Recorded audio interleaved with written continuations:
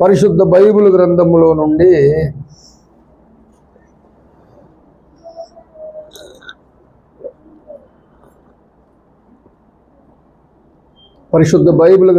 నుండి పేతురు రాసిన మొదటి పత్రిక మొదటి అధ్యాయము 3-4 వచనాలు కలిపి ఉన్నాయి.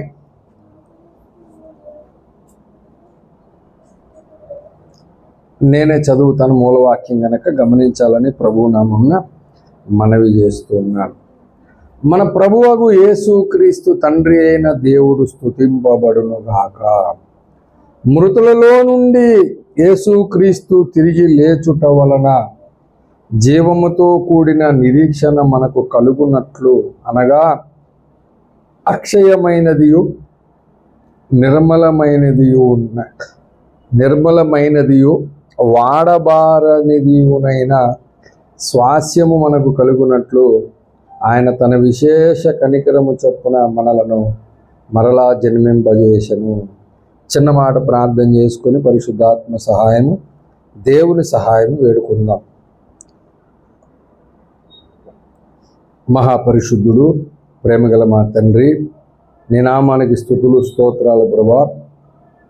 మధ్యాహ్న కాల సమయంలో మాతో మాట్లాడి హెచ్చరించి గద్దించి బుద్ధి చెప్పి నీ బల్ల యొద్దకు యోగ్యంగా నడిపించండి. మాతో మాట్లాడండి. నన్ను మమ్మలను ఇగో ప్రభువా శుద్ధీకరించి పవిత్రపరిచి నాయన మీరు నడిపిస్తున్నందుకు వందనాలు. ఇదిగో ప్రభువా తండ్రి నీకు స్తోత్రాలు. మీ పక్షమున నిలబడిన మీ దాసుడు కడు బలహీనుడు, అల్పుడు, అపాత్రుడు, ఎన్నిక లేనివాడు, ఏమీ తెలియనివాడు, వట్టివాడు, మట్టివాడు మీరే మీ ఆత్మతో జ్ఞానముతో నింపి మీ దాసుని సిలువ చాటును మరుగుపరిచి మీరే మహిమ ఘనత ప్రభావాలు పొందమని మీ దాసు నోటి నాలుగున సన్నిధిని దహించి మీ దాసు నోటిని బూరగా వాడుకోమని మా కొరకు త్వరగా రాని పరిశుద్ధ నదుడని యేసుక్రీస్తు నామమున ప్రార్థించి అడిగి వేడుకొనుచున్నాను పరమ తండ్రి, ఆమేన్. మంచిది ప్రభునందు ప్రియులరా,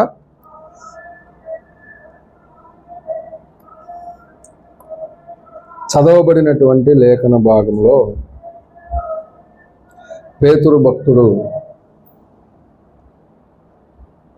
దేని కొరకు మనలను మరలా జన్మింపజేశాను అనే విషయాన్ని క్లుప్తంగా 2 వచనాల్లో చెప్పాడు.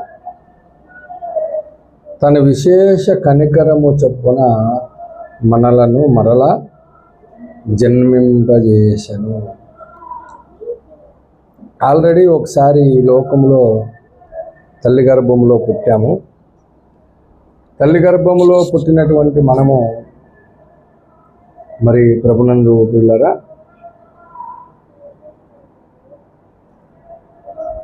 ఒకసారి జన్మించిన ప్రతి ఒక్కరికి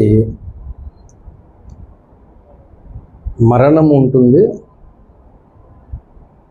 అలాగే రెండవసారి జన్మించిన వ్యక్తికి రెండవ మరణం ఉండదు. ఒక్కసారి జన్మిస్తే రెండవసారి జన్మించకపోతే, రెండవసారి పుట్టకపోతే మొదటి మరణం ఉంటుంది, రెండవ మరణం కూడా ఉంటుంది. మొదటి మరణము అంటే మన శరీరములో నుండి ప్రాణాత్మలు శరీరాన్ని వదిలి వెళ్ళిపోవడము మొదటి మరణం. కొంచెం పక్కకి పేపర్లు ఎగిరిపోతుంది.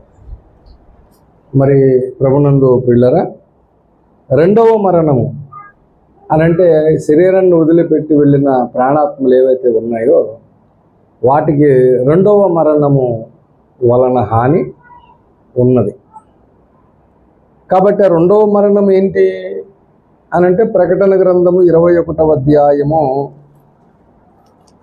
8వ వచనం అనుకుంటున్నాను, కరెక్ట్గా గుర్తులేదు. ప్రకటన గ్రంథము 21:8. పిరికివారును, అవిశ్వాసులను, అసహ్యులను, నరహంతకులను, వ్యభిచారులను, మాంత్రికులను, విగ్రహారాధికులను, అబద్ధికులందరూ అగ్ని గంధకముల మండు గుండములో పాలు పొందుదురు. ఇది రెండవ మరణం. రెండవ మరణం ఏంటి? అగ్నిగంధకములతో మండు గుండములో పడడము రెండవ మరణం. అందులోకి ఏది వెళ్ళి పడుతుంది? ప్రాణాత్మలు వెళ్ళి పడతాయి. ఈ ప్రాణాత్మలకి దేహం ఉంటుందా?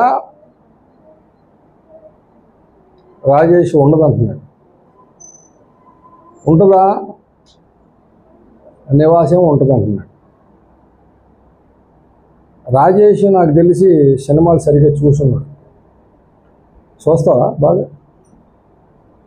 ఎంతకుముందు, ఇప్పుడు కాదులే, బాప్తిసం పొందిన తర్వాత కాదు. చాలా సంఘాలు, చాలామంది సేవకులు పబ్లిక్గా మనం సినిమాలు చూడకూడదని చెప్పి జాగ్రత్తగా ఇంట్లో టీవీలో చూస్తుంటారు, ఫోన్లో కూడా చూస్తుంటారు. చూస్తారు లేరా? డైరెక్ట్గా ఏమో మనం అసలు సినిమాలే చూడకూడదు అంటారు చెప్పడానికి. కానీ డైరెక్ట్గాను స్టేట్మెంట్ ఇది చేస్తారు, కానీ రహస్యంగా ఏం చేస్తుంటారు? కానీ ఎప్పుడైనా అలా చెప్పి ఇలా చేశాడు ఎప్పుడైనా అయ్యగారు డైరెక్ట్గా చెప్పాడు. చాలామంది సినిమా అని అంటే సిన్కమా అంటే పాపమునకు తల్లి ఏది సినిమా అని అందరూ అంటుంటే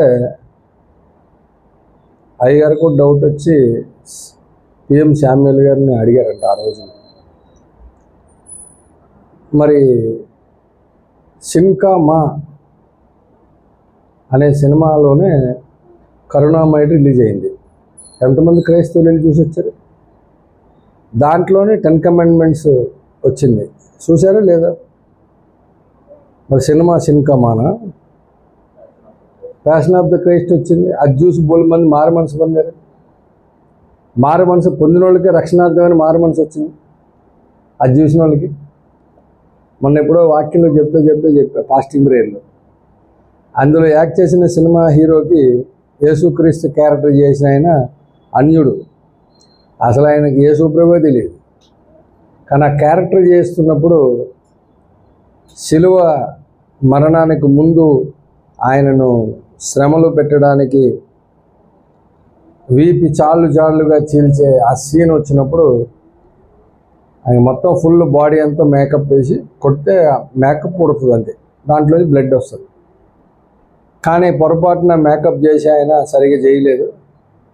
ఆ కొరడాతో కొడితే దానికి ఉన్న ముళ్ళు వెళ్ళి గుచ్చుకొని లాగితే చర్మం తెగిపోయి బ్లడ్ వచ్చేసి ఆయన చాలా బాధపడుతుంటే డైరెక్టర్ వీళ్ళందరూ చాలా రియల్గా యాక్ట్ చేశాడని అప్రిషియేట్ చేశారట. సీన్ కట్ అయిన తర్వాత రియల్గా చేయడం ఏంట్రా, తెగిపోయింది లోపల అని చెప్పి చూస్తే ఆల్రెడీ కట్ అయిపోయిందట.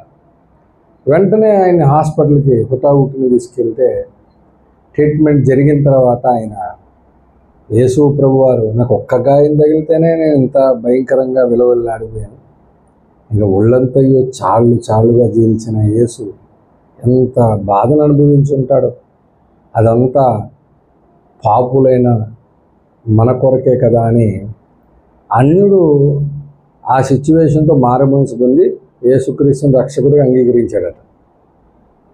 కరుణామయుడు యాక్ట్ చేసిన అంగీకరించాడా అని అడిగా ఆ పాస్టింగ్ ప్రేయర్ రోజు. ఆయన ఎప్పటికీ మంచి లోకస్తుడిగా ఉన్నాడు. కాబట్టి ప్రభునందు ప్రియులారా, మరి సిన్కమా అంటే మరి దాంట్లో కొన్ని వేల లక్షల మంది కార్మికులు జీవనోపాధి కలిగి ఉన్నారు. అందులో పనిచేసి యాక్టర్లే బోల్డ్ మంది మారమనసు పొంది రక్షణ పొందిన వాళ్ళు, సాక్ష్యం కలిగిన వాళ్ళు ఉన్నారు. కాబట్టి ఒకటి చెప్పి ఇంకోటి చేయొద్దు. అయ్యగారు ఎన్నోసార్లు చెప్పాడు, నేను లవ్ కుశ సినిమా రిలీజ్ అయితే ఆ రోజుల్లో ప్రతిసారి వెళ్ళిపోయాడట దానికి చూడడానికి. ఎందుకంటే అందులో రాముడిని చూసినప్పుడు అయ్యగారికి యేసు ప్రభువుగా అరబడేవాడట. ఆయన చూసినంతసేపు యేసయ్యని చూస్తున్నట్టు ఫీల్ అయ్యాడు. అరే, అయోధ్యను విడిచి 14 సంవత్సరాలు వనవాసులైన రాముడు ఎంత గొప్పోడైతే తండ్రి కుడిపార్శ్వాన ఉన్న యేసుక్రీస్తు తన తండ్రి రొమ్మును వదిలి భూమి మీదకి దాసుడిగా మనుషుని స్వరూపం ధరించుకొని మరణము పొందినంతగా తగ్గించుకున్న క్రీస్తు యేసు నా కోసం ప్రాణమే పెట్టేశాడు, ఇంకా ఈయనెంత గొప్పవాడు. అలా అన్నిసార్లు చూశాడు కాబట్టి హైందవ క్రైస్తవులు శ్రీరాముడి గురించి అంత చక్కగా వివరించి రాయగలిగాడు. కాబట్టి సబ్జెక్టు చూస్తున్న దాంట్లో మంచి నేర్చుకోవాలి, చెడు వదిలిపెట్టాలి. అలాంటి ఎప్పటి నుంచి సినిమాలకు వెళ్ళమంటుంది.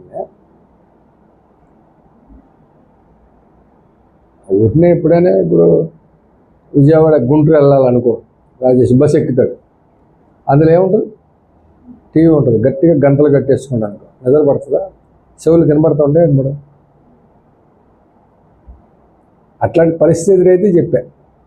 కాబట్టి సినిమాల్లో చూస్తే కనుక ఆ ఏ సినిమా అయినా దాంట్లో ఒకవేళ హీరో చనిపోతే చనిపోయిన హీరో డెడ్ బాడీ ఏమో అలా పడి ఉంటుంది, ఆయనలో నుంచి ఒక తెల్లటి ఆకారంలో ఒక వైట్ ప్యాంట్ వైట్ షర్ట్ వేసిన అబ్బాయి అయితే వైట్ ప్యాంట్ వైట్ షర్టు, అమ్మాయి అయితే తెల్ల చీర కట్టుకొని ఒకళ్ళు బయటకు వస్తారు. బంధువులందరూ ఏడుస్తుంటే చూస్తుంటాడు దగ్గర.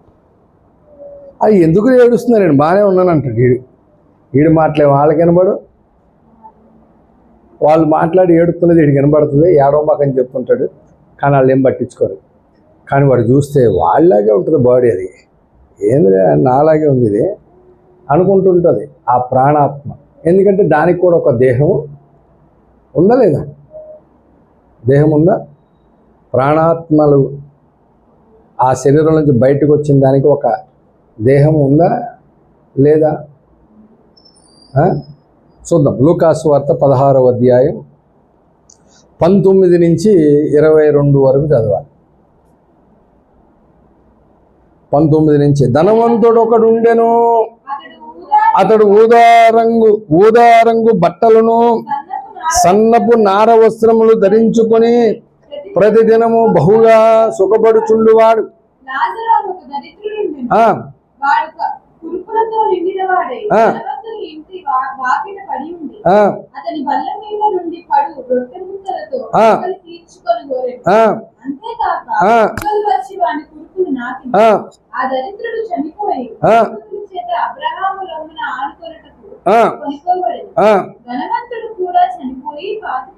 ఇప్పుడు మీరు చెప్పాలి, దరిద్రుడు ధనవంతుడు చనిపోయారా లేదా?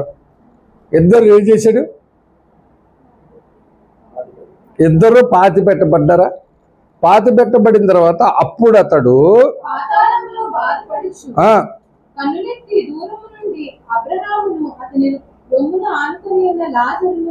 ఇప్పుడు పాతాళంలో బాధపడుచు కనులెత్తి దూరం నుండి అబ్రాహామును లాజరును చూసిన ఆయన ఎవరు? ధనవంతుడు. ఇప్పుడు ఆడికి బాడీ లేకపోతే కళ్ళు ఎక్కడ ఉన్నాయి? దేంతో చూశాడు? కళ్ళతో చూశాడంటే ఆడికి బాడీ ఉందా అంటే మనలాంటి బాడీ కాదు, పట్టుకుంటే దొరికే బాడీ కాదు. అది మనకేం కనబడ్డు. ప్రాణాత్మలకు ఒక దేహం ఉంటుంది.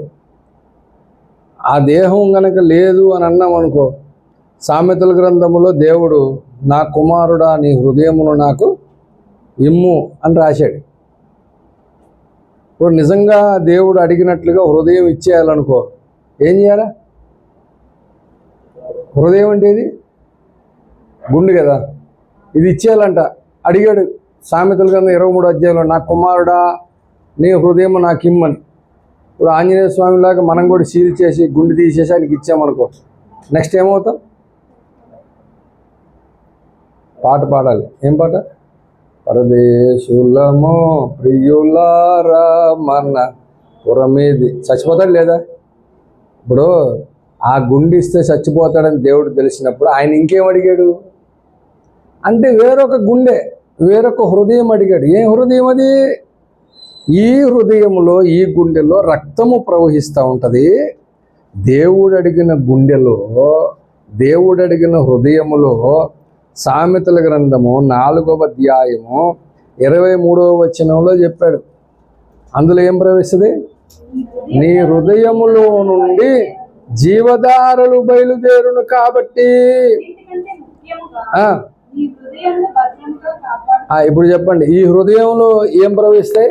ఈ శరీరం అనే హృదయంలో రక్తము ప్రవహిస్తుంది.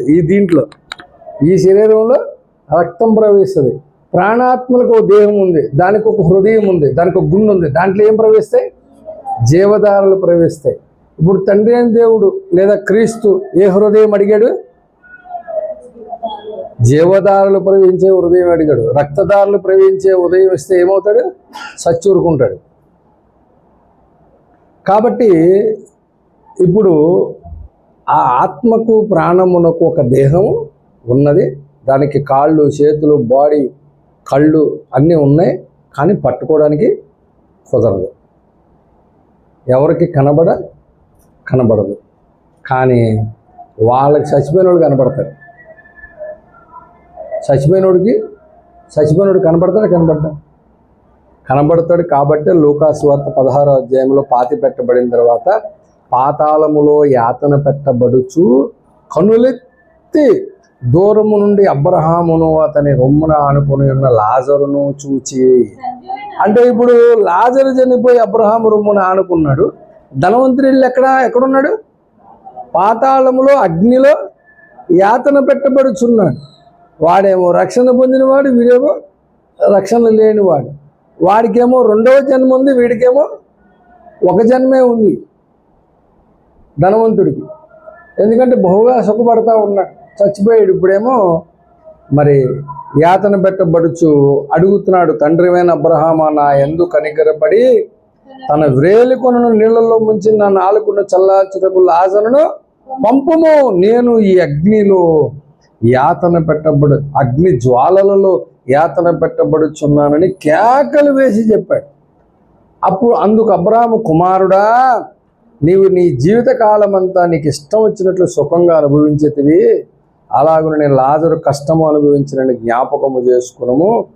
అలాగునే లాజరు ఇప్పుడైతే వాడు ఇక్కడ నెమ్మది పొందుచున్నాడు, నీవు యాతన పెట్టబడుచున్నావు. అంతేకాక ఇక్కడ నుండి నీ యొద్దకు దాటగోరు వారు దాటి భోజాలకున్నట్లు, అక్కడి వారు మా యొద్దకు దాటి రాజాలకున్నట్లు మాకును మీకును మధ్య ఒక అగాధం ఉంచబడి ఉన్నదని చెప్పాడు. కాబట్టి ఈ పరదేశంలో ఉన్నోళ్ళకి, అగ్నిజాలలో యాత పట్టబడుతున్న వాళ్ళకి దారి లేదు, మధ్యలో పెద్ద అగాధం ఉంది. ఇప్పుడు నేను ఇందాక ప్రకటన గ్రంథం 21వ అధ్యాయం 8వ వచనంలో చెప్పిన అగ్నిగంధకుల గుండము ఇది కాదు. మళ్ళీ అది జ్ఞాపకం పెట్టుకోవాలి. ఇది ఆ తీర్పు తీర్చే వరకు ఉండే ప్లేసు. ఆ తీర్పు తీర్చే వరకు విశ్వాసులు ఉండే ప్లేసు పరదేశం.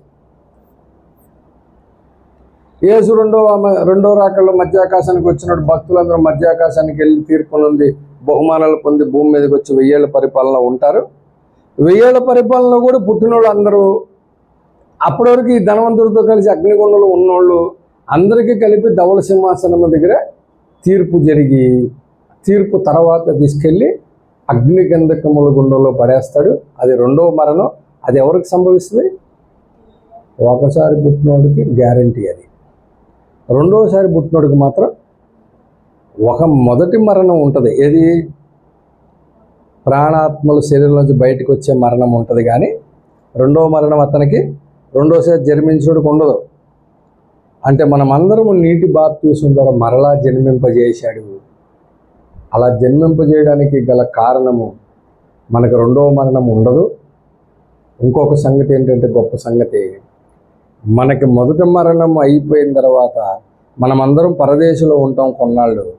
రెండవ రాకల్లో యేసుప్రభు వస్తాడే, వచ్చినప్పుడు మనము నిద్రించిన మనమందరము, ఒకవేళ మనం నిద్రిస్తే, లేదు అప్పటి వరకు మనం బ్రతికే ఉన్నాం అనుకో, ఉన్న వాళ్ళమైన రక్షణ పొందిన వాళ్ళు అందరూ ఏమవుతారంట?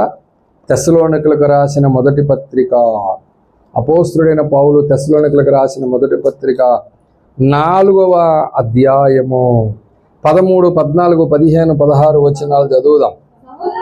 సహోదరులారా, చదివారు త్వరగా.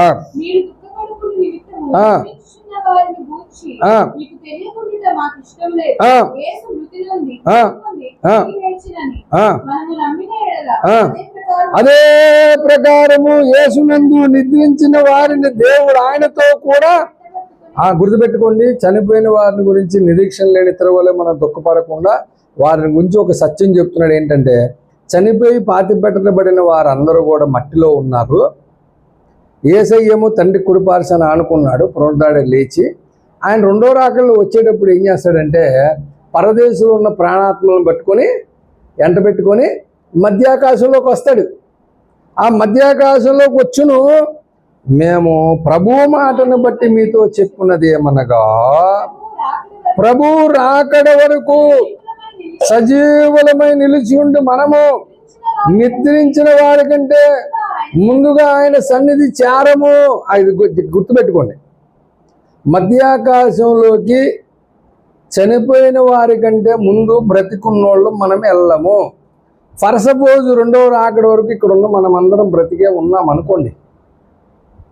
మనమందరము యేసయ్య వచ్చేటప్పుడు మూడవ ఆకాశంలో ఉన్న ప్రదేశంలోని ఆత్మ ప్రాణాలను ఎంటబెట్టుకు వస్తారు కదా, వాళ్ళని ఎంటబెట్టుకు వచ్చేటప్పటికల్లా మనము వాళ్ళకంటే ముందుగా మధ్యాకాశానికి వెళ్ళాం.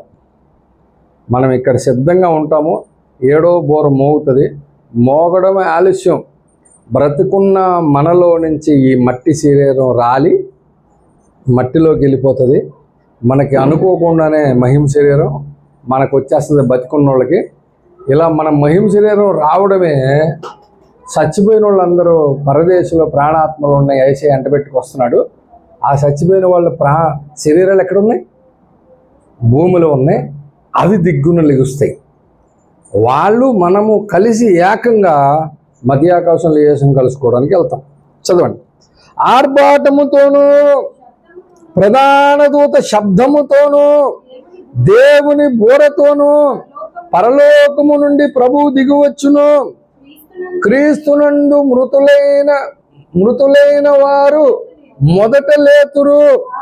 ఆ మీదట సజీవులమైన మనము కూడా వారితో కూడా ఏకముగా ప్రభువుని ఎదుర్కొనుటకు ఆకాశ మండలమునకు మేఘముల మీద కొనిపోబడదు. అబ్బా, ఎంత అద్భుతమైనటువంటి సన్నివేశం ఇది. చాలామందికి ఈ కోరిక కూడా ఉంది. చాలామందికి 150 సార్లు బైబిల్ చదివిన అమ్మగారు, తల్లిగారు సత్యం గ్రహించి సత్య ప్రవక్త రాసిన పుస్తకాలు చదివి కళ్ళు తెరవబడి ఎన్నో వారాలు నా చేత దేవుని వాక్యం చెప్పించుకొని వాక్యం విని ఎన్నిసార్లు చదివాను కానయ్యా ఈ ప్రత్యక్షత నాకు కలగలేదని నాకంటే 20 ఏళ్ళు పెద్ద ఆవిడ అయ్యగారు అని సంబోధించి పిలిచి ఎంతో గౌరవంగా పిలిచిన ఆమె నాతో ఒక మాట అడిగింది. ఏమనంటే, ఈ రాకడ సంభవాలన్నీ యుగాంతం చదివినప్పుడు ఎప్పుడు లేని నాకు ఒక కోరిక స్టార్ట్ అయిందయ్యా. ఏందమ్మా అన్న, రాకడలో బ్రతికుండాలని ఉందని అడిగింది. కానీ నేనన్నాను, ఆశపడే ప్రాణాలను దేవుడు తృప్తిపరుస్తాడని ఉంది. ఆయన చిత్తం ప్రార్థన అయితే చేస్తానన్నాను. ఎందుకంటే చాలామంది కోరిక రాకడలో అంతిమ క్రీస్తు భూమి మీదకి వచ్చినప్పుడు పరిశుద్ధులతో యుద్ధం జరుగుతున్నప్పుడు వాడు ఒక పక్క, మనం ఒక పక్క, ఇద్దరు సాక్షులు ఒక పక్క, ఆ సన్నివేశం భూమి మీద 3.5 ఏళ్ళు హోరీ సూపర్గా ఉంటుంది. అయితే 7వ బోర మోగంగానే పాతిపెట్టబడినటువంటి పరిశుద్ధులందరూ దిగ్గున ఒక్కసారి మహిమ శరీరాలు దాల్చుకొని బయటకు వస్తారు.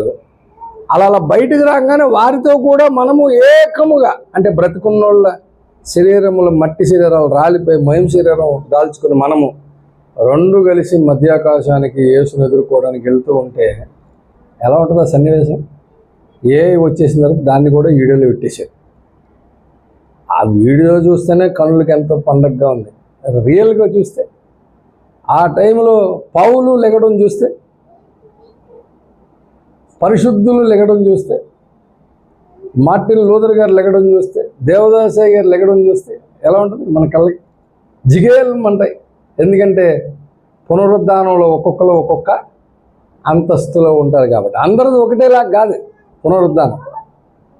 మిరుమిట్లు గురిపెట్టేట్లు సూర్యుడు ప్రకాశించినట్లుగా కొంతమంది లెగుస్తారు. కళ్ళు మూసుకుపోతే మనకి చూడలేం. అట్లాంటి సన్నివేశం మధ్యాకాశంలో జరుగుతుంది. అలా మధ్యాకాశానికి వెళ్తూ ఉండగా యేసయ్య వెంట పట్టుకొచ్చినటువంటి ప్రాణాత్మలు ఎవరి శరీరంలోకి ఆ శరీరంలోకి వెళ్ళిపోతాయి. మహిమ దేహంలోకి ఆ ప్రాణాత్మలు వచ్చి చేరుతాయి. వాళ్ళు మనము మహిమ దేహములతో మధ్యాకాశంలో కూర్చున్న యేసు ముందు నిలబడి మనకు దేవుడు తీర్పు తీర్చి బహుమానాలు, పదవులు, అంతస్తులు, ఆస్తులు మొత్తం మధ్యాకాశంలో 3.5 ఏళ్ళు ఇవన్నీ జరిగిపోతాయి. పెళ్లి జరిగిపోద్ది. పెండ్లి విందు ఉంటుంది. నానిమ్మ వండినటువంటి బిర్యానీ కంటే నెంబర్ 1 బిర్యానీలు అక్కడ ఉంటాయి. అందుకని దేవుడు ఈ లోకంలో మీ ఎదుటికి ఏది తెచ్చినా సరే దాన్ని త్రోసివేయకుండా తినండి. త్రోసివేస్తే పరలోకంలో పెట్టిన దాన్ని ఆహా కిందన ఆ షాజీగా బిర్యానీలో ఏముంది సార్ బిర్యానీ, దానికంటే బాబులో వచ్చి ఇక్కడ బిర్యానీ, ఇదే బిర్యానీ తెలియదు. కానీ అందుకని నేను చెప్పాను, ఏ దేశం వెళ్తే ఆ దేశంలో ఉన్న ఐటెం గ్యారంటీగా టేస్ట్ చేసేస్తాను నేను. ఎందుకంటే మధ్యాకాశంలో ప్రభువుని మహిమపరచాలి కాబట్టి. పరచాలి లేదా? నువ్వు భోజనము చేసినను పానము చేసినను దేనికి చేయాలంట? దేవుని మహిమ కొరకు చేయమన్నాడు. ఇక్కడే కాదు, మధ్యాకాశంలో కూడా తినేటప్పుడు పెండ్లి విందులో ఏముంది సార్, కాంతి ఓడి ఏం చేశాడు, ఆడు మైసూరు పాకం తెలియదు కానీ ఇక్కడ ఉందబ్బా అమ్మ. ఆ కాంతివాడు ఆడు తయారు చేసే మైసూరు పాకు నోట్లో పెట్టుకుంటే అట్లా కరిగిపోయి వెళ్ళిపోతుంటుందంట. దానికంటే బాబు లాంటిది ఉంటుంది ఇక్కడ మధ్యాకాశంలో. అప్పుడు ఇంక మనం మైమరిచే పోతుంటాం ఇంకా. కాబట్టి ఆ మధ్యాకాశంలోకి మనం అందరం కలుసుకోవడానికే దేవుడు ఈ ప్రక్రియ పెట్టాడు. కాబట్టి ఆ మీదట సజీవులమై ఉన్న మనము కూడా వారితో కూడా ఏకంగా ప్రభువుని ఎదుర్కొనుటకు ఆకాశ మండలము మీదకు ఎలాగెళ్తాం? మేఘముల మీద కొనిపోబడుదుము అట. అంటే ఏమొస్తాయి మనల్ని తీసుకెళ్ళడానికి? మేఘములు వస్తాయి. మొన్న బ్రదర్ ప్రకాష్ బ్రదర్ సడన్గా రాత్రి ఫోన్ చేశారు, బ్రదర్ మనము ఈరోజు ఫ్యామిలీస్ గెట్ టుగెదర్ చిక్మంగళూరు వెళ్దాం. సరే బ్రదర్ అని చెప్పని తెల్లవారుజాము 4 గంటలకు బస్ ఎక్కించారు. అక్కడికి పోయి మధ్యాహ్నం 12 గంటలకి ఆ కొండెక్కితే మాకంటే కిందకు ఉన్నాయి మేఘాలు. ఇట్లా అంటే చేతి దొరుకుతున్నాయి. ఇట్లాగా అంత పైకి తీసుకెళ్ళిపోయారు.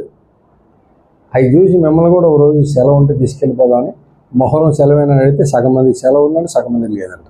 అందరిని ఏడ తీసుకెళ్ళను, అందుకని ఆగిపోయాం. ఇంకో రోజు ఎప్పుడైనా పెట్టుకున్నాను. సెలవు ఉన్న రోజు అందరికి సెలవు ఉన్న రోజు చెప్పండి, ఒక రోజు 1 డే చాలు. పొద్దున్నే 4కి వెళ్తే నెక్స్ట్ డే 4 కల్లా వచ్చేస్తాం. అసలు ఆ పైకి వెళ్ళిన తర్వాత ఆ విమానంలో కూర్చుంటే మనకంటే కింద ఉంటాయి అవి, కానీ మనకు చేతి దొరుకుతాయి. ఇవి అందరూ చేసి దొరకవు. ఇక్కడ మనకు చేతికి దొరుకుతుంది మేఘాల కంటే ఇంకా పైకి. అప్పుడు అక్కడికి వెళ్ళిన తర్వాత చూసి అనిపించింది, ఓ ఇట్లాగే వస్తుంది నా కోసం. ఏంటది సార్, మరి 7వ బోరం బాగింది, మీరు ఎక్కితే వెళ్ళిపోతామని చెప్పి మేఘమండలము మీద కొనిపోబడుదుము, కాగా మనము సదాకాలము ప్రభువుతో కూడా ఉందుము. ఇంత గొప్ప వాగ్దానంతో దేవుడు 2వ జన్మను మనకు అనుగ్రహించాడు. ఒక్కసారే జన్మించిన వానికి మొదటి మరణం ఉంది, 2వ మరణం కూడా ఉంది. అది అగ్నిగుండముతో మండు గుండములో పడతారు. ఎప్పటికీ దాంట్లోంచి బయటకు వచ్చే ఛాన్స్ లేదు. ధనవంతుడున్న అగ్ని జ్వాలలలో ఉన్నోడు కూడా బయటకు వచ్చే ఛాన్స్ లేదు. ఎందుకంటే దాటిపోజాలకు ఉన్నట్లు ఏముంది, పెద్ద అగాధం ఉందంట. గొయ్యి ఉంటేనే దగ్గర మనోళ్ళు, ఇంకా అగాధం ఉంటే దిగుతారా? కాబట్టి ఏర్పాటు మాత్రం ఎవరు తప్పిపోకుండా జారి వెళ్ళిపోకుండా మంచి ఏర్పాట్లు అయితే చేశాడు. వెళ్ళి అలాగ వచ్చే ఏర్పాటు ఉందనుకో, భూమి మీదకి వచ్చి వీళ్ళు కూడా చెప్తారు, ఒరే అక్కడ పరిస్థితులు చాలా దారుణంగా ఉన్నాయి, మీరు కొద్దిగా జాగ్రత్తగా ఉండాలని చెబుతారు. అందుకనే అడిగాడు అబ్రాహాముని, అయ్యా నాకు నీళ్ళు పోతే ఎవరైపోయాయి, కానీ మా అన్నలు 5 ఉన్నారు, ఆ లాజను పంపించి వాళ్ళకి కొద్దిగా చెప్పించండి అని చెప్పని అబ్రాహాముని అడిగితే లూకాసు వార్త 16వ అధ్యాయంలో అబ్రాహాం గారు అన్నాడు, కింద మోషే ఆ ప్రవక్తలు ఉన్నారు, వాళ్ళ మాట వినాల్సిందే. వాళ్ళ మాట వినకపోతే కనుక చనిపోయి తిరిగి లేచి వెళ్ళిన వాడు చెప్పిన వాడి మాట కూడా వాళ్ళు వినరు అని చెప్పాడు. కాబట్టి మనలను మరలా దేవుడు జన్మించజేయడానికి ఇంత కారణం ఉంది. అదే కాకుండా ప్రభునందు ప్రియులరా, మనమందరము 2వ జన్మను పొంది ఎంత ధన్యులమయ్యామో అర్థమైంది కదా. ఎంత ధన్యులైన మన కొరకు మరలా ఆయన విశేష కనికరము చొప్పున మనలను మరలా జన్మింపజేయడానికి గల కారణము పేతురు గారు చెప్పాడు. పేతురు రాసిన మొదటి పత్రిక 3వ అధ్యాయం 3-4 వచ్చిన మన ప్రభు అయిన యేసు క్రీస్తు తండ్రి అయిన దేవుడు స్తుతింపబడునుగాక. మృతులలో నుండి యేసుక్రీస్తు తిరిగి లేచుట వలన జీవముతో కూడిన నిరీక్షణ మనకు కలుగునట్లు, అనగా అక్షయమైనది అంటే అర్థం ఏంటి? అక్షయమైనది అంటే అర్థం ఏంటిది? క్షయము కానిదియు నిర్మలమైనదియు. అబ్బా, ఎంత నిర్మలంగా ఉంటుందో. వాడబారనిదియునైనా అంటే వాడిపోయే అవకాశం లేని స్వాస్యము మనకు కలుగునట్లు. ఎలా ఉంటుంది సార్ అది? మళ్ళీ మనకి ఆ జీవముతో కూడిన నిరీక్షణ మనకు కలగటం ఎలా కలుగు చేశాడు? మృతులలో నుండి యేసుక్రీస్తు తిరిగి లేచుట వలన అన్నాడు. ఈ భూమి మీద చనిపోయిన వారు తిరిగి బ్రతికింపబడము, తిరిగి లేవడము, లేచిన తర్వాత ఇంచుమించు 40 దినాలు 500 మందికి పైగా కనబడ్డాడు ఆయన. 500 మంది పైగా కనబడ్డాడు, 40 దినాలు ఉన్నాడు, ఎన్నోసార్లు శిష్యులకు ప్రత్యక్షమయ్యాడు, ఎన్నో సంగతులు తెలియజేశాడు. అలా లేచాడు అనే సాక్ష్యము ఉందా లేదా? ఉన్నది. ఎందుకు లేచాడు? పరమ జీవము నాకు నివ్వా, తిరిగి లేచెను నాతో నుండా. పరమ జీవము నాకు నివ్వా, తిరిగి లేచెను నాతో నుండా. నిరంతరము నడిపించును, మరల వచ్చి యేసుకొని పోవును. నిరంతరము నడిపించును, మరల వచ్చి యేసుకొని పోవును. యేసు చాలును, యేసు చాలును. ఏ సమయమైన ఏ స్థితికైనా నా జీవితములో యేసు చాలును. ఎందుకు వచ్చాడు? పరమ జీవమునియ తిరిగి లేచాడు నాతో నుండ. కాబట్టి ఆ తిరిగి లేచుట వలన జీవముతో కూడిన అన్నాడు. ఫుట్నోట్లు ఏమన్నాడు? జీవము గల నిరీక్షణ మనకు కలుగునట్లు. అంటే యేసు లేచాడు. ఎవరు లేపారు ఆయన్ని? దేవుడు లేపెను. కొరింథీయులకు రాసిన మొదటి పత్రిక, ప్రభునందు పిల్లరా, కొరింథీయులకు రాసిన మొదటి పత్రిక 6వ అధ్యాయం 14వ వచనంలో చెప్పాడు. కొరింథీయులకు రాసిన మొదటి పత్రిక 6:14, దేవుడు ప్రభువును లేపెను, మనలను కూడా తన శక్తి వలన లేపు. అంటే దేవుడు ప్రభువును లేపాడు, మనల్ని కూడా ఎలా లేపుతాడు? తన శక్తి వలన లేపుతాడు. ప్రభునందు పిల్లరా, అలా తిరిగి లేచుట వలన జీవముతో కూడిన నిరీక్షణ మనకు కలుగున్నట్లు. జీవముతో కూడిన నిరీక్షణ ఉంది మనకి. యేసయ్య లేచాడు, నేను కూడా లెగుస్తాను, అలా కలుగునట్లు. అనగా ఏంటా నిరీక్షణ? అక్షయమైనదియు, ఎప్పటికి కూడా క్షయమైపోయేది కాదు. పరలోకము మరి యుగ యుగములు ఈ దేవుడు పరలోకాన్ని ఎలా కడుతున్నాడని చెప్పంటే, మహిమా ప్రపంచంలో అయ్యగారు చచ్చవుకుంగా 4 పలకలుగా 3 ఇటు పునాదులు, 3 ఇటు పునాదులు, 3 ఇటు పునాదులు, 3 ఇటు పునాదులు, చచ్చవుకుంగా 4 దాన్ని ఏమంటే చతుస్రాకారము ఆకారంలో 12 పునాదులు, 12 గుమ్మాలు.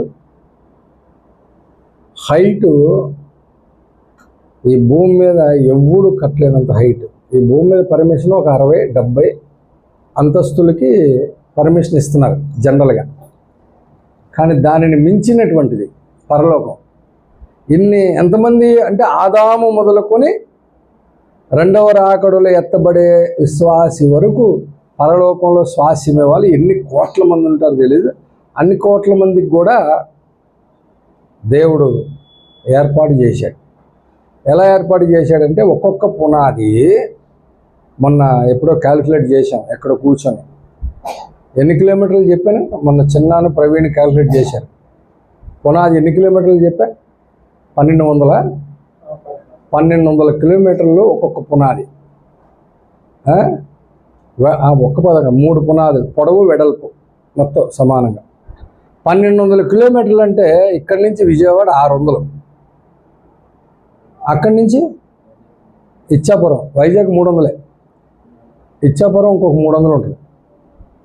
అంటే ఇంచుమించు బెంగళూరు నుంచి ఇచ్చాపురం అంత దూరం ఒక సైడు వేయబడిన 3 పునాదులు.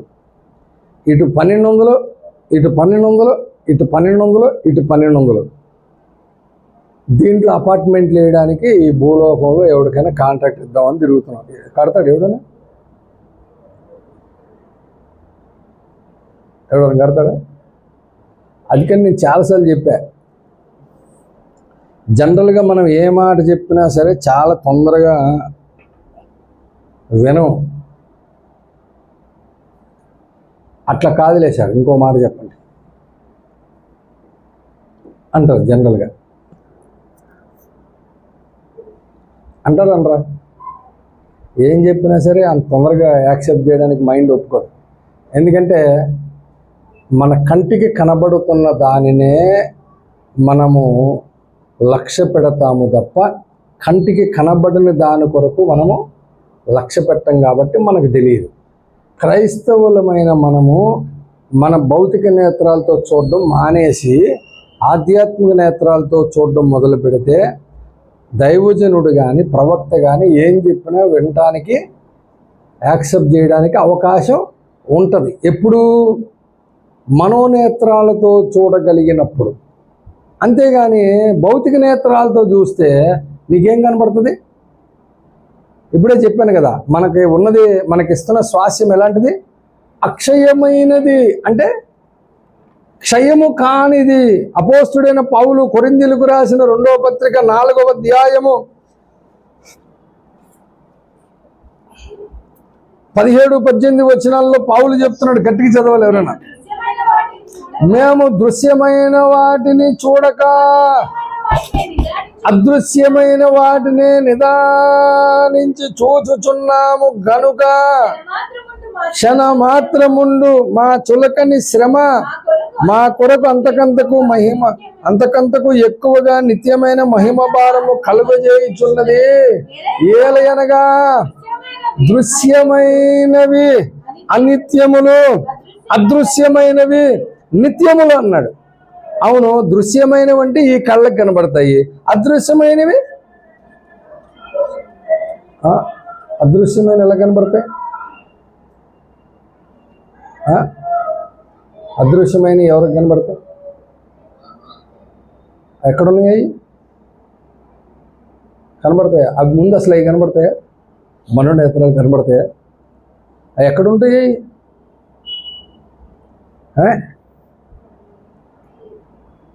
మనిషికి ఎన్ని కళ్ళు? ఎక్కడున్నాయి? మరి ఆ ఇందాక చెప్తున్న మనోనేత్రాలు ఎక్కడుంటాయి? అవన్నీ అవెన్నంటే మొన్న ఈ మధ్యన అయ్యగారు ప్రసంగంలో చెప్తూ, దేవదూతలు పరలోకంలో ఒక్కొక్క లోకంలో ఒక్కొక్కలాగా ఉంటారు. అందులో ఒక లోకములో దేవదూతలకు ఒళ్ళంత నేత్రములు ఉన్నవి అని రాసి ఉందట. అవి ఒళ్ళంత నేత్రాలు ఉంటాడు, కూర్చున్నాడు అనుకో కుర్చీలో, కళ్ళు వెళ్ళిపోతే లేవా ఒత్తుకొని. ఆ నేత్రములు ఉన్నవి అంటే ఇలాంటి కళ్ళు ఉన్నాయని కాదు అర్థం. కన్ను అనగా జ్ఞానమునకు సాదృశ్యము.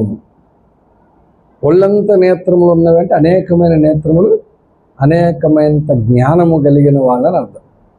మరి ప్రభువుకి ఎన్ని కళ్ళు ఉన్నాయి? 7 నేత్రములు గలవాడని ఉంది. అంటే వాళ్ళకంటే కొద్దిగా ఈయనకి తక్కువ ఉన్నాయనా?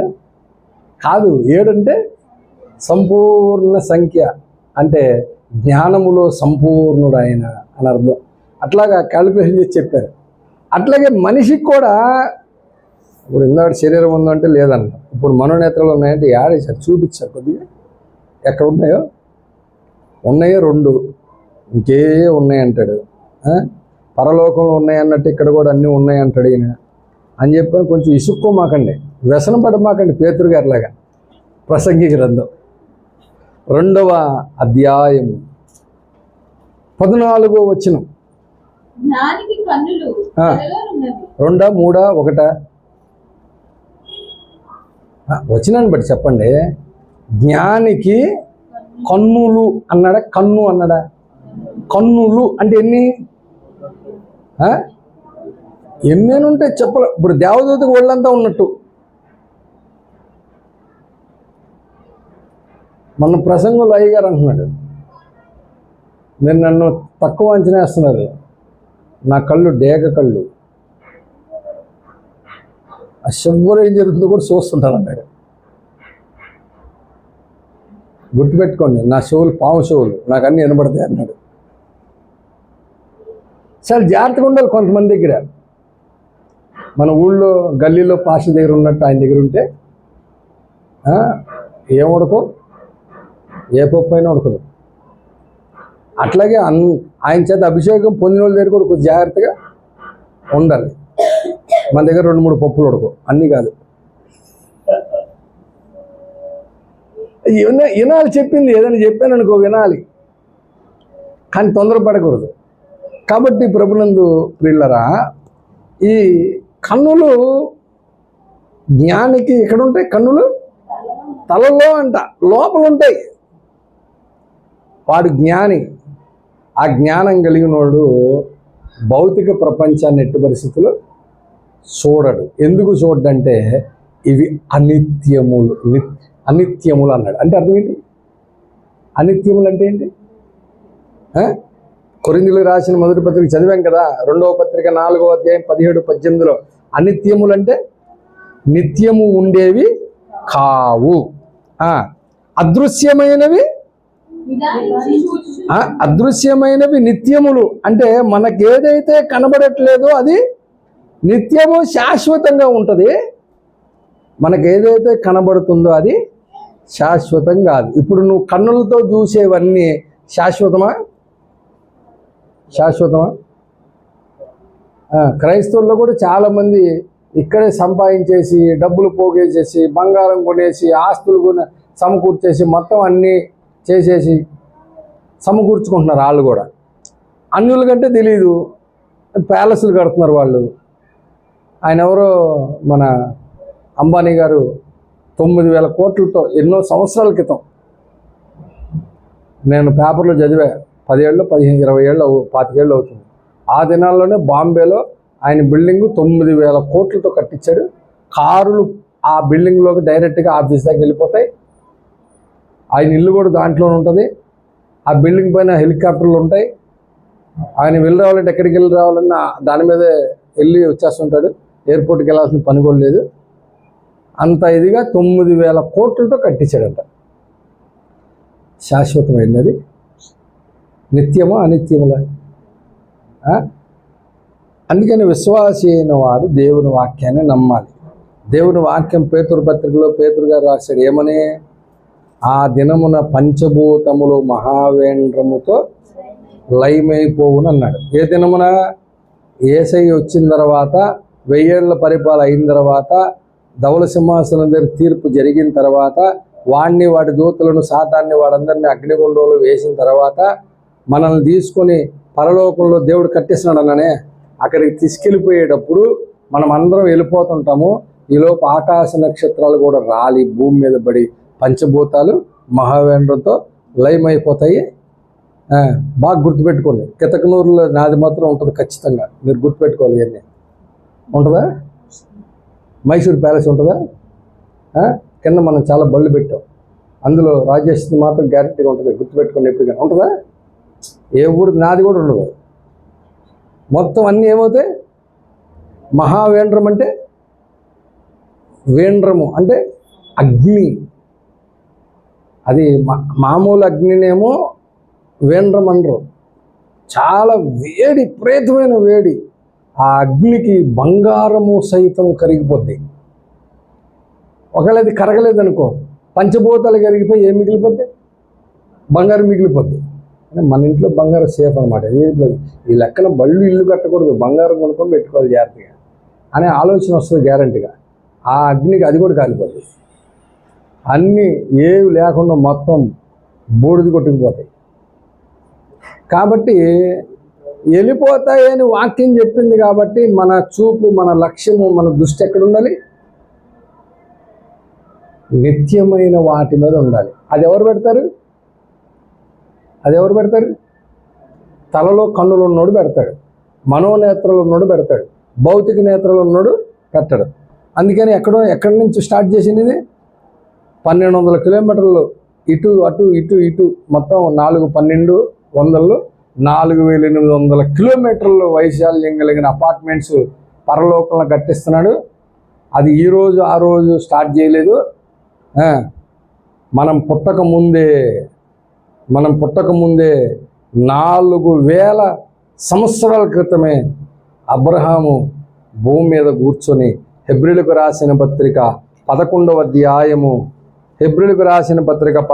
అధ్యాయము 10వ వచనములో ఏలయనగా దేవుడు దేనికి శిల్పియు నిర్మాణకుడై ఉన్నాడో ఆ పునాదులు గల పట్టణము కొరకు.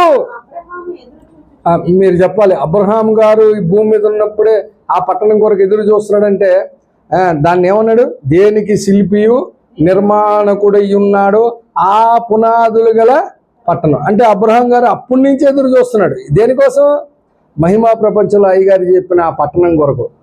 అప్పుడు మొదలెడితే ప్రభునందు ప్రియులారా, యోహాను సువార్త 14వ అధ్యాయం 1, 2, 3, 4 వచనాల్లో యేసు ప్రభు వారు ఏమంటాడంటే, నా తండ్రి అంటే అనేక నివాస స్థలములు కలవు, లేని యెడల నేను మీతో చెప్పుదును, నేను స్థలం సిద్ధపరిచి వెళ్తున్నాను, నేను సిద్ధపరిచిన తర్వాత వచ్చి మీరు నాతో కూడా ఉండాలని నేను మిమ్మల్ని తీసుకొని వెళ్తాను అన్నాడు. అబ్రహాం గారు ఎప్పటివాడు? 4000 ఏళ్ళ క్రితం ఆయన. యేసు ప్రభు ఎప్పటివాడు? 2000 ఏళ్ళ క్రితం ఆయన. యేసు ప్రభు వెళ్ళాను ఎన్నాళ్ళైంది? 2026 ఏళ్ళు అయింది. సిద్ధపరిచేస్తుంటే వచ్చేవాడే కాదా? అంటే ఇంకా ఏం జరుగుతుంది? ఇంకా ఫ్లాట్లు ఇంకా కడుతున్నారు లేదా? మనం ఈ లోకంలో బిల్డింగ్ కట్టాలంటే మన చిన్న ప్రవీణులు తిరిగారు చాలా చోట్లకి. సార్ ఎప్పటికీ సార్ అంటే 4 ఏళ్ళు పడుతుంది అపార్ట్మెంట్లు నీకు ఫ్లాట్ కావాలంటే అన్నాడు. ఎన్ని సంవత్సరాలు? 4 ఏళ్ళు. 4 ఏళ్ళు ఎన్ని కడతావు సార్ నువ్వంటే? కడతాడు. ఒక 2000 ఇళ్ళు, 2000 ఇళ్ళు ఫ్లాట్లో, 1000 ఫ్లాట్లో కడతాడు. 1000 ఫ్లాట్లు పైనే ఉంటాయి. ఎన్నాళ్ళు పడుతుంది? 4 ఏళ్ళు. మరి 4000 సంవత్సరాల నుంచి కడుతున్నటువంటి ఈ మహిమా ప్రపంచం యొక్క ఫ్లాట్లు ఎలాగుంటాయి? అంటే మనోనేత్రాలతో చూస్తే తెలుస్తుంది ఎలాగుంటుంది.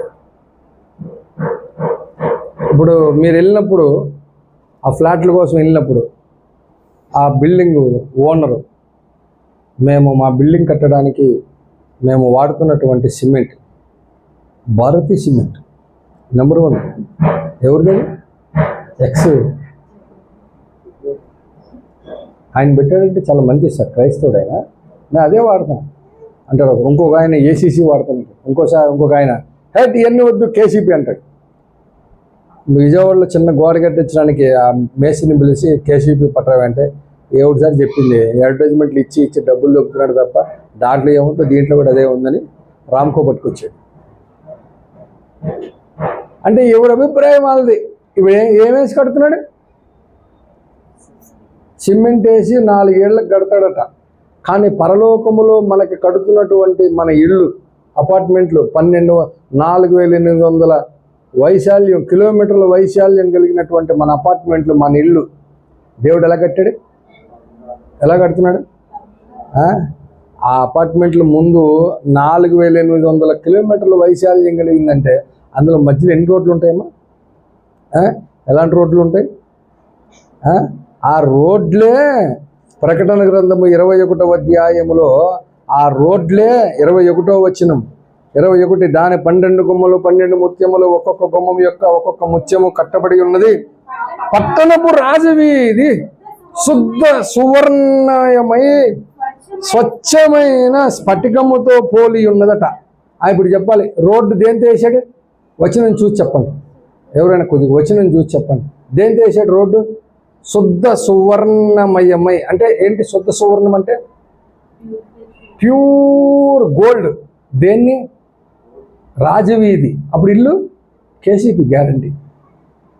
కేసీపీ, రామ్కో, భారతి.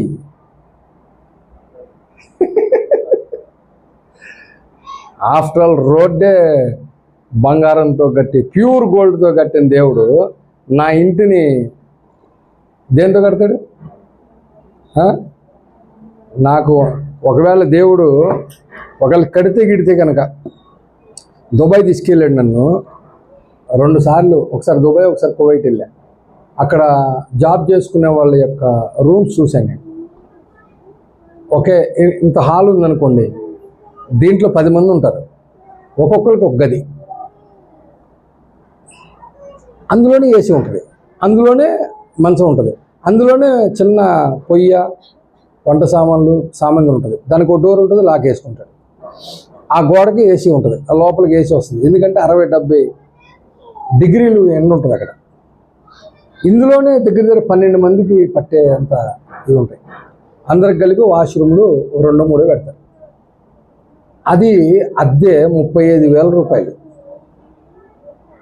వాళ్ళు సంపాదించే సంపాదనలో వాళ్ళకి అయ్యే ఖర్చు ఆ రూమ్కే అవుద్దట. ఎందుకంటే సొంతంగా ఇల్లు ఉండవు, కుదరదు అక్కడ. ఉద్యోగాలు చేసుకునే వెళ్ళినోళ్ళు అది నెలకు 2 లక్షలు సంపాదిస్తే 35,000 దీనికే పోతుంది. ఫ్యాక్టరీకి వెళ్ళేవాళ్ళు ఫుడ్ వాళ్ళే పెడతారు, బెడ్ వాళ్ళే ఇస్తారు, ఒక 70,000 1,00,000 రూపాయల లోపు వస్తుంది. జాబ్ చేసుకొని ఇంటికి వేసుకుంటాడు. వాళ్ళని చూసినప్పుడు నాకు అనిపించింది, ఏంటి ఎంతంత చిన్న రూమ్లు ఉన్నాయి అనిపించి, మళ్ళీ నాకు కూడా డౌట్ వచ్చి ప్రార్థన చేశా, ప్రభా ఇదేనా? ఒకవేళ పరలోకంలో ఎంతంత పెద్ద పెద్ద అపార్ట్మెంట్లు వేసేస్తున్నాను కదా, ఎలాగుంటాయా ఒక్కొక్కడికి ఒక రూము అని అంటే, నాకు దేవుడి ప్రేరేపణ ఏమనిచ్చిందంటే, నేను ఇల్లు కడితేనే ఇలాగూ కట్టాలి అని నాకు ఒక ఆలోచన ఉంది కదా అనే నేను డూప్లెక్స్ చేస్తే అది ట్రిప్లెక్స్ అయింది. నేను కట్టుకున్న ఇల్లే ట్రిప్లెక్స్ ఉంటే దేవుడు నాకు ఇచ్చే ఇల్లు ఎలాగుంటుంది? ఇంకెలా ఉంటుంది? ఇంకెంత అద్భుతంగా ఉంటుంది? అంత అద్భుతమైనటువంటి ఇల్లు, ప్రతి రాయి సిమెంట్తో సహా మొత్తం ఏంటది? ప్యూర్ గోల్డ్ అంట. ఇప్పుడు నేను నా బిల్డింగ్కి మరి ఏ సిమెంట్ వాడో తెలియదు, మన ఇంటికి కితకనూరు ఇంటికి, దాన్ని చూసి అతిశయించిన, అక్కడ దేవుడు నాకు ఇచ్చే ఇంటిని చూసి అతిశయించిన. దీని మొత్తం కడితే ఒక 70-80 లక్షలు కాల, 9,000 కోట్లతో కట్టాడు ఆయన ఇల్లు. అప్పుడు దేవుడు నాకు ఇచ్చే శుద్ధ సువర్ణముతో కట్టే ఇల్లు అది ఎంత కాస్ట్ ఉంటుంది చెప్పండి? ఈ లోకంలో ప్రతివాడు నన్ను చూసి ఒకవేళ ఆఫ్టర్ ఆల్ ఇది అని అనుకుంటాడేమో, కానీ వాని దృష్టికి అది, కానీ నా దృష్టికి నా తండ్రి అయిన దేవుడిచ్చే దాన్ని చూసినప్పుడు నేను ఎట్లా ఫీల్ అవ్వాలి? ఏం చేస్తాం సార్, పెట్రోల్ పోయించడానికి డబ్బులే లేవు అని చెప్పి ఇంకా బాధపడుతూ ఉండాలా? దేన్ని బట్టి ఆనందించాలి? అసలు దేన్ని బట్టి మళ్ళీ మనల్ని జన్మింపజేశాడు? అక్షయమైనదియు నిర్మలమైనదియునైనా వాడబారనిదియునైనా స్వాస్యమును మనకు కలుగునట్లు. అబ్బా, ఎంత గొప్ప భాగ్యములే! నేను నిజంగా పుల్పిట్ మీద ఉండి చెబుతున్నా. ఇక్కడికి వచ్చేంత వరకు నేనేం చెప్పాలో నాకు తెలియదు. ఎన్ని పాటలు పాడారు అంటే 7 పాడేమయ్య గారండి. సరే నేను పాడతాలే అని మళ్ళీ నివాసం నువ్వు పాడేవంటే పాడలేదంటే, సరే పాడినవంటే లేదయ్య గారు మీరే పాడండి అంటే, తలంపు టక్మని నాలోకి తలంపు ఏమొచ్చిందంటే, లెమ్ము తేజరిల్లు అనే పాట పాడదామని వచ్చినప్పుడు అందులో పాడుతున్నటువంటి ఆ చరణం ఏదైతే ఉందో ఆ చరణం పాడుతున్నప్పుడు వచ్చింది తలంపు. తేజోవాసుల స్వాస్యము నేను అనుభవించుటే నా దర్శనం. ఎవడు అది స్వాస్యం? నీదా? నాదా? మనకంటే ముందు ఎవరిది? ఆ తేజోవాసుల స్వాస్యం అది. కానీ ఇప్పుడు ఎవరికి ఇచ్చేస్తున్నాడు? మట్టి పురుగులు, ఎందుకు పనికిరావడం, దేవుడు చేసిన పద్ధతిదాన్ని క్వశ్చన్ చేసేవాళ్ళు, ఏం మాట్లాడితే ఆ మాట మాట్లాడేవాళ్ళు. ఏం చేశాడు సార్ దేవుడు? లోకంలో అంతా ఇట్లాగే ఉంది, అట్లాగే ఉంది, ఎవడు చూసినా ఎట్లాగంటాడు. ఎవడైనా అనుకోని సార్, ఏమన్నా అనుకోని, నేను నా తండ్రి మహారాజు. ఏ రాజు? విశ్వచక్రవర్తి. దేనికి? ఈ విశ్వానికే చక్రవర్తి. అట్లాంటి దేవుని కుమారుని నేను ఈ మానవ నేత్రాలతో, మట్టి నేత్రాలతో, భౌతిక నేత్రాలతో మనకు ముందు కనబడుతున్న దాన్ని చూసి ఫీల్ అయిపోవడం ఏంటి అసలు? అందుకని నాకు అయ్యగారు చెప్పిన విషయం వల్ల అప్పుడప్పుడు చెప్తుంటా. ఇప్పుడు పాపం రాష్ట్రపతి లేడీ ఉన్నారు, ఇంతకుముందు జెంట్స్ ఉన్నారు కదా. ఆ జెంట్స్ ఉన్న కాలంలో ఒక బిచ్చగాడు గోచి ఆడి చేతిలో చెప్ప తప్ప ఏం లేదు. అసలు ఆ ఇంటి గేటు ముందుకు వెళ్ళటమే కష్టం.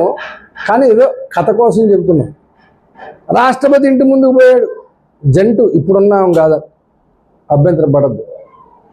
ఆ జంటు రాష్ట్రపతి ఇంటి ముందుకి గోచి కట్టుకున్నాడు, పోయి అడుక్కున్నాడు, ఒరే రాష్ట్రపతి, నాకు మర్యాదగా బిచ్చమే, లేకపోతే నీకు ఈ గోచి గతి అని అంటే లోపలికి కూర్చొని, ఎట్లా సార్ గోచి కూడా లేకపోతే అని ఏడుతాడు. కూర్చొని ఏమంటాడు? ఎవరక్కడ అంటాడు, చెత్తం ప్రభు అంటే లాక్కెళ్ళి బయటేసాడు నన్ను, ఎవడాడు ఇక్కడ అడుగుతున్నాడు అంటాడు. అట్లా ఉండాలి మనం, అవునా? అందుకనే ఎన్నోసార్లు చెప్పా, అవకాశం ఉంటే అవి ఇవి ఎత్తుకెళ్తానో చూడొద్దు, అవకాశం ఉంటే యేసుని ఎత్తుకెళ్ళిపోండి అని. ఎందుకంటే విశ్వచక్రవర్తి ఎక్కడుంటే అక్కడ రాజ్యం. ఆయన్ని ఎత్తుకెళ్ళిపోవడానికి ప్రయత్నం చేయాలి. ఎందుకంటే ఈ సమస్తమును మనకి కలుగు చేయుటకు మరలా జన్మింపజేసిన దేవునికి ఏమిచ్చి రుణం తీర్చుకుంటామని మనము మన జీవితకాలం మట్టుకు మనోనేత్రాలతో చూసి దేవుడు కలుగు చేయబోతున్న దాన్ని బట్టి మరి ఎక్కువగా యేసుక్రీస్తు తండ్రి అయిన దేవునిని స్తుతించాలి అని చెప్పినటువంటి పేతురు భక్తుడు చెప్పిన మాటను బట్టి నిరంతరము దేవుని స్తుతిద్దాం, గణపరుద్దాం. సనగద్దు, గొనగద్దు, ఏదైనా పర్వాలేదు, నా పక్షమున దేవుడు ఉన్నాడని ఆనందిద్దాం. అట్టి భాగ్యం ప్రభు మనకు దయచేయను గాక. రండి ప్రార్థన చేసుకుందాం. ప్రార్థనలో ఉందాం, సమయం అయిపోతుంది. ప్రార్థన. దేవానికి వందనాలు, స్తోత్రాలు.